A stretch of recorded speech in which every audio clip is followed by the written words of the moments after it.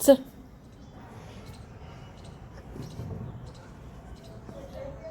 काय आलं? काय झालं? काय झालं? चल. चल बाळा.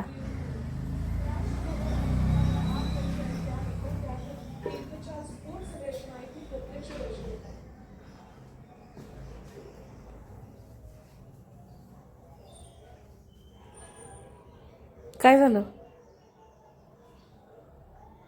काय झालं?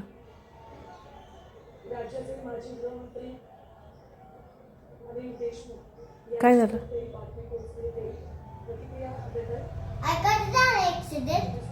ॲक्सिडेंट सकाळी झाला 9 वाजता. सकाळी 9 वाजता. ते काय तो फोटो लावलाय त्यांचा. फोटो लावलाय फोटो. ते बघ.